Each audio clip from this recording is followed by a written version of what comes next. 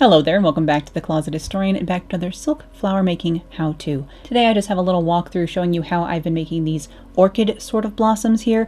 Are these entirely botanically correct orchids? No. But I do think they are quite fun, and of course you could cut out your petal shapes in any which way you want, and therefore could make them more accurate if you were inclined to.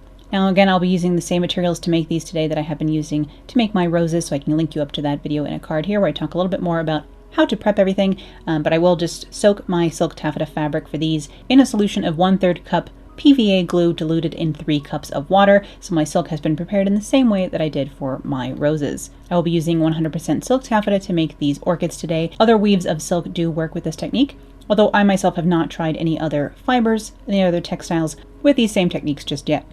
And for these orchid-ish flowers, I will have 3 different petal shapes templates that I'll be working with here, and I do have these templates linked below in the description if you would like to download and print these off yourself instead of having to draw them from scratch. But I have 2 oval leaf almost shaped petals and then a funky orchid shaped petal here, and I will need 1 of the funky orchid petal, 2 of the small petal, and then 3 of the larger petal here. And I do want to make sure I cut these out.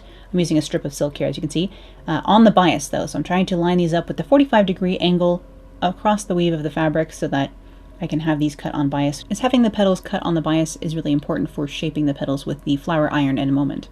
I'm going to cut out a bunch of each of these petals because I need to make a whole bouquet's worth of orchids, if not 2 bouquets worth perhaps. And I will link this exact color of sort of dusty purple silk from Silk Baron below that I used to make these orchids today. I thought it was a nice mauve-y, dusty color. I was trying to find colors that were all a little bit off, all a little bit almost tarnished. And this is actually a soft pink woven with black to create this color. It's an iridescent silk, as we all know I do prefer.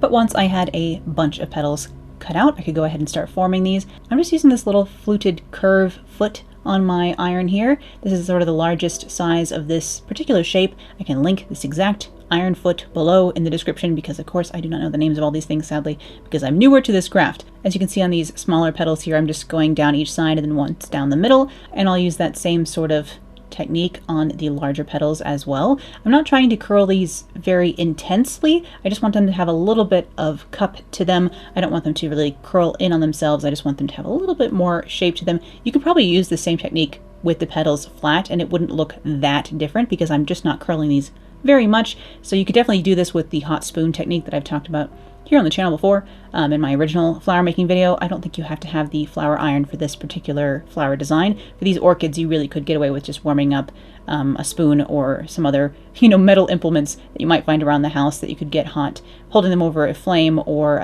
sticking them in hot sand is another thing I've heard of that is done. So different ways to heat up irons, and you don't have to have the official irons to be able to do this. But I will link this iron below if you are interested in picking up one of these flower irons yourself.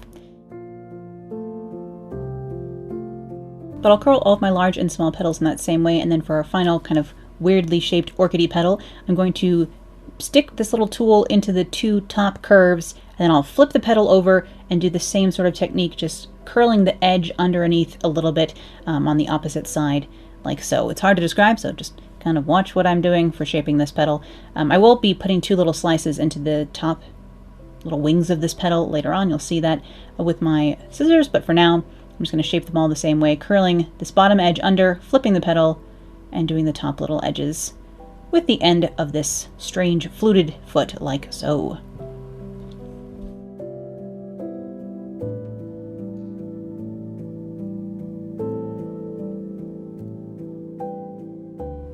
And I am actually going to be wiring each of the petals for this flower individually, so I have taken my floristry wire here and cut all of it in half so that I have half lengths of all of that, because I don't need these to be super long. I just need them to be long enough to be able to twist together when I'm assembling the flower. And I'm just curving the ends of these just a little bit, and I have again my sake cup which is not being used for drinking sake, but just being used as a receptacle for my PVA glue here. So I'm using my full strength PVA glue. Don't need to water this down. I want to keep it as tacky as possible, honestly. But I'm going to take my petals. I'm going to need 3 large, 2 small, and 1 weird one for each of these orchids. I'm going to flip all the petals are curved in one direction. I'm going to turn them into the other direction. So like when something is cupped, you can kind of flip it in and out. So I'm gluing this on the on the opposite side of the way I curved it, I guess. So if I curved everything inwards, I flip the petal so that it curves the other direction, so it's a subtler curve, and then glue the wire along the length of the petal like so. Once again, I'm finding this to be a thing that is hard to explain with words, but hopefully you can just see what I'm doing. That's right. And I'm just getting a tiny bit of glue on the edge of the wire here, and then helping it, kind of pinching it down so that it stays in place, pinching this as the glue sets, and then setting all of these aside. I will be gluing a wire down the center of all of my petals for each of these orchids.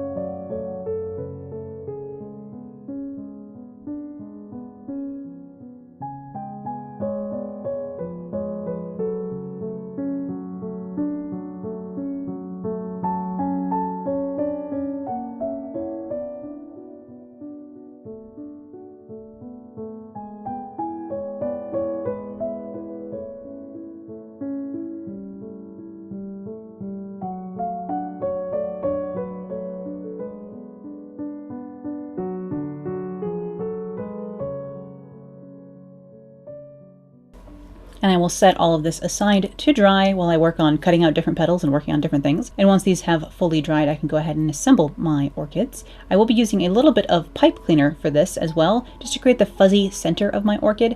So I do have some black pipe cleaners here to do that. I guess that's an extra material for this particular flower, is having some pipe cleaner.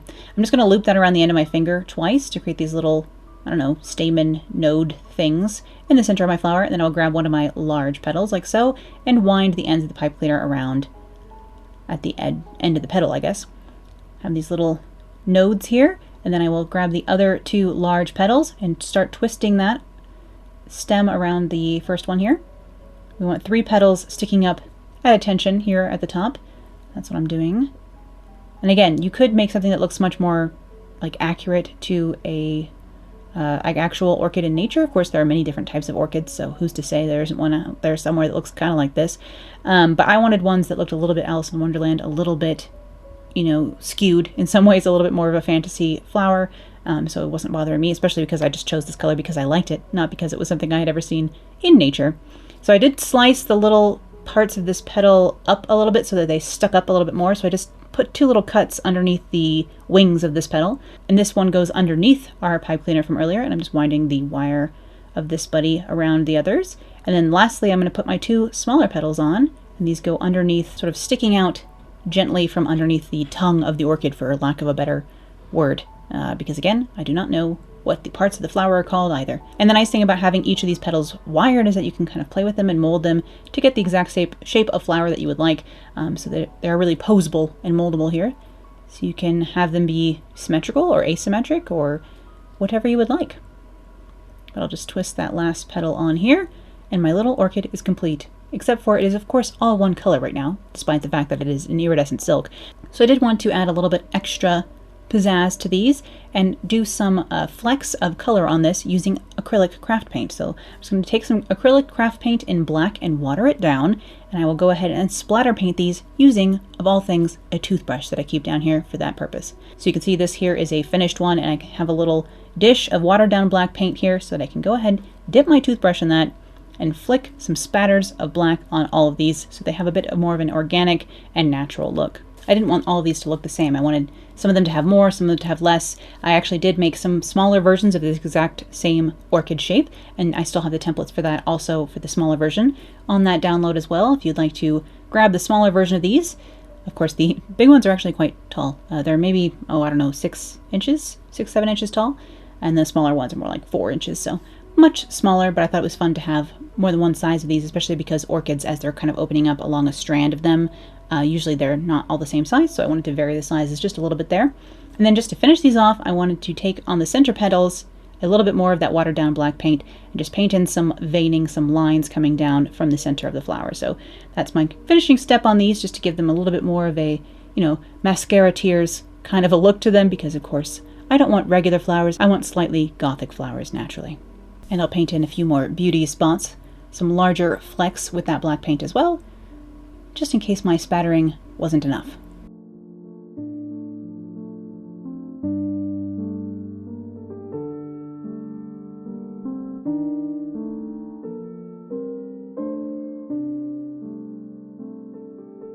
And I will process all of my orchids, large and small, in this exact same way here, set them all aside to dry, and then I can go ahead and use these on my current costuming project. So I used a bunch of these on the Whitby gown, both on the bodice and then on the decorative skirt garlands that you will be seeing here real soon. I will have a few more shorter videos like this showing you how I put together peonies and chrysanthemums as well, so you'll be seeing those soon after you see the finished gown later this week.